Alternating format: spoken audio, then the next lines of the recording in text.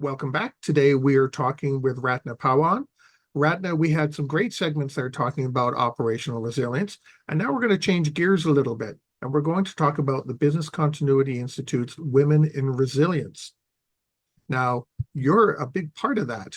Can you tell us about that? Oh, that's a subject I'm very passionate about, Alex. So you'll have to stop me at some point if I keep going on. Let me start with that disclaimer.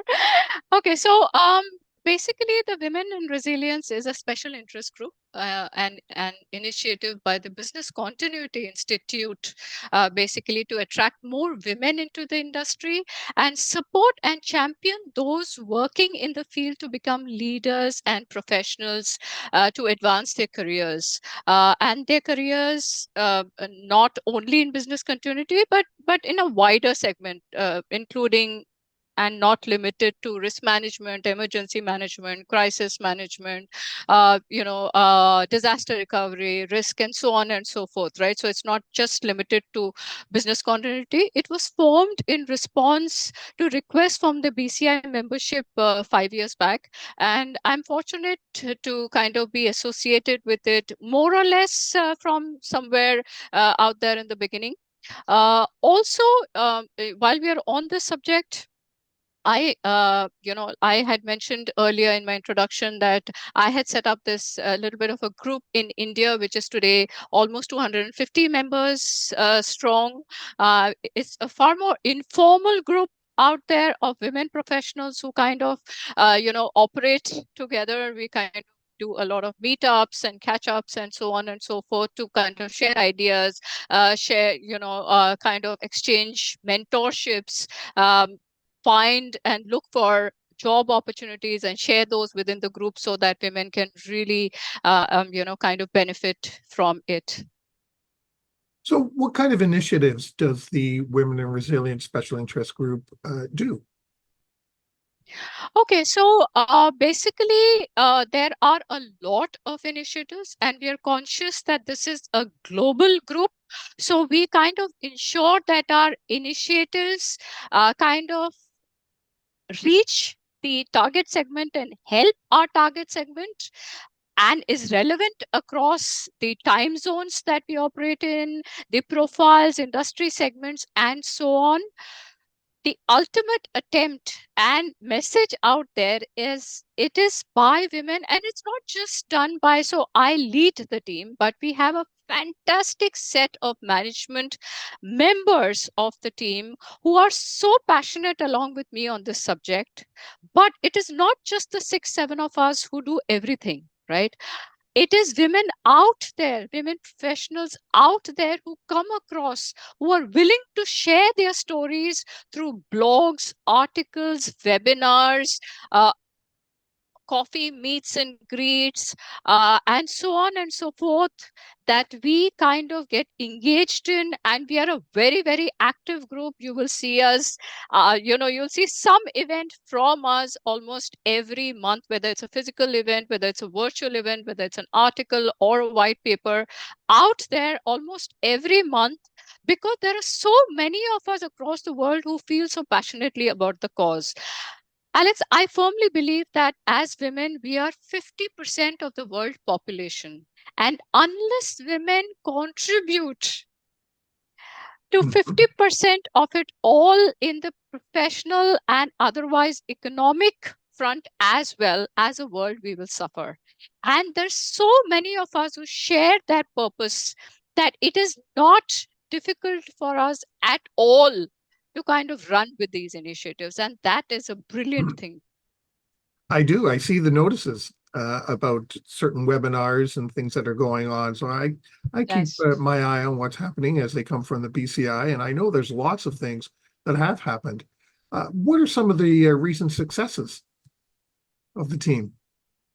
Okay. So, like I said, one of the recent successes, and I wouldn't call it a recent success, is the fact that the ownership is not just limited to the management committee. The ownership is across women. And I'm telling you this, Alex, that we are actually limited by our ability to run the events or by our ability to, release or publish articles and so on. But other than that, we have so much content that we have with us that we kind of space out.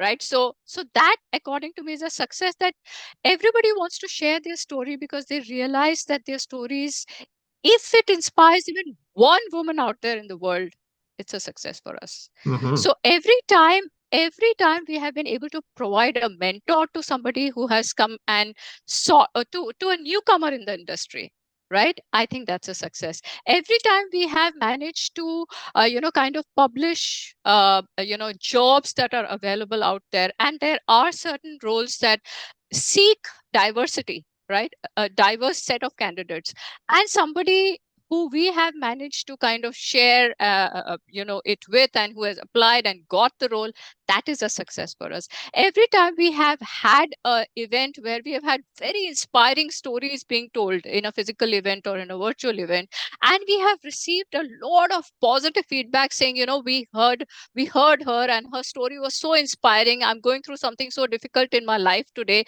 but her story was so inspiring for me that it's given me the courage to go on. That is our success. Our success is not in terms of metrics. Our success in terms of everybody who has spent time with us, who has seen the value in it, who has kind of got inspired in to either start their journey or continue with their journey as a newcomer in the industry, or as a woman who is looking at progressing her career out there. I know I'm last year at the BCI World Conference, I was very fortunate and honored to ask questions to a committee full of women in resilience and learn some Wow. new initiatives. I was quite honored for that. Um, will you be doing that again this year? Oh, absolutely. Absolutely. In fact, the Women in Resilience will be doing a special panel in the Business Continuity World, which is What coming up can in we October. what can we expect from that? Can you give us some little insight? No. No. We don't want to share that, but yeah, what we want to do really is, again, take the message out there. We want to share the little tips and tricks of the trade that we hope will kind of help the women who are attending there. And these are recorded sessions, so they will reach a larger segment out there. And we have managed to rope in a few of our management committee members who are you know accomplished professionals themselves, who are mothers, sisters, who are apart from their day job, taking hours and days to kind of spend in initiatives like this and giving it out there. And I'm sure their stories, when we share, will be helpful.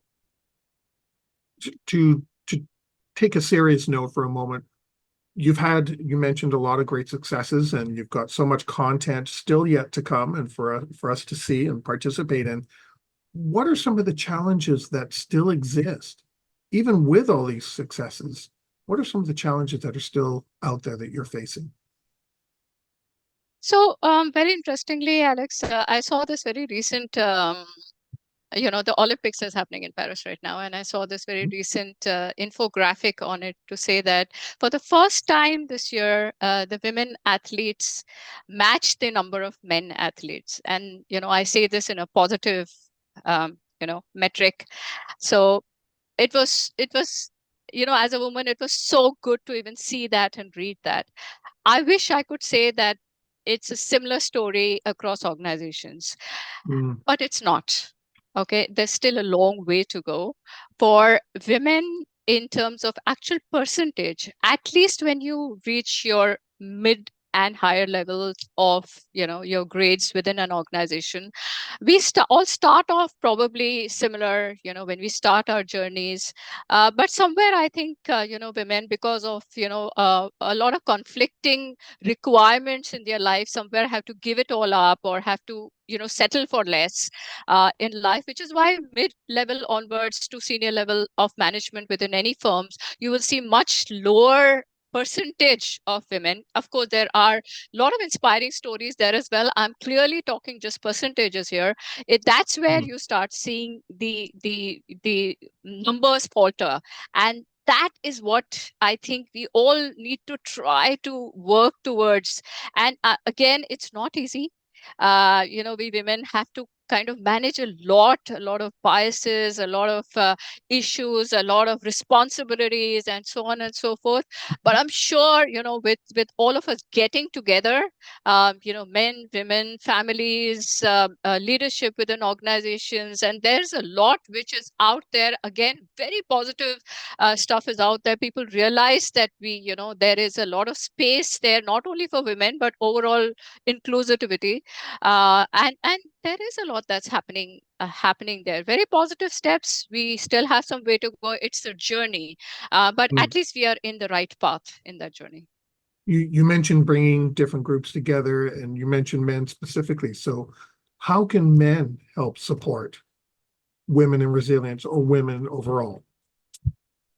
Oh, men can be great allies, Alex. Men can be great allies in this journey.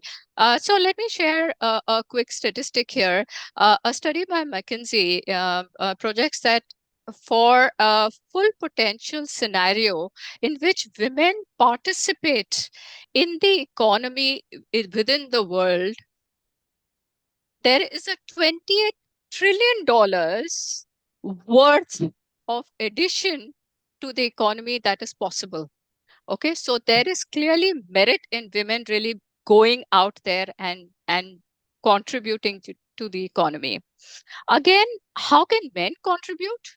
Well, there's a Harvard Business Review which says that when men deliberately are engaged in helping women climb the ladder and be equal allies, 96% of organizations have seen a better management and growth as such, versus a scenario where you know it's it men are not equally involved. So yes, men can be great allies. They can understand. And how can they do that? I think some of the tricks that I would share would be, they understand that there is a gender bias out there. Mm. And some of it is so subtle, so conditioned that we don't really even recognize it as a bias. So I think recognizing it as a bias is the first trick, really.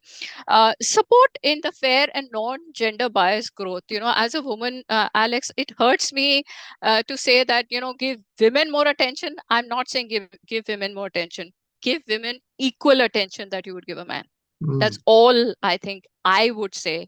Ask for, do a gender neutral approach. Okay, understand the complexity that of issues that women face, and be a little more sympathetic or towards them. Offer mentorship, advice, and a general inclusive culture where we can avoid situations like microaggressions. I don't think in today's world aggression per se is pretty much encouraged, and that doesn't really happen.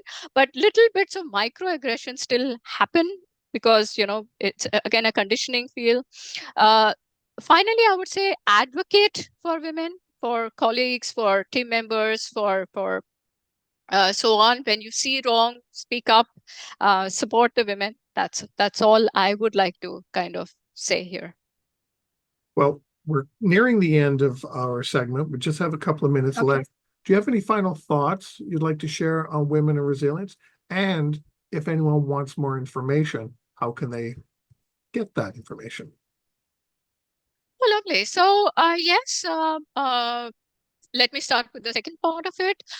Business Continuity Institute Women in Resilience. We are an active member group on LinkedIn, so please look us up there. If you're a business continuity member, please feel free, and women out there, please feel free to join us. This is actually not just for women.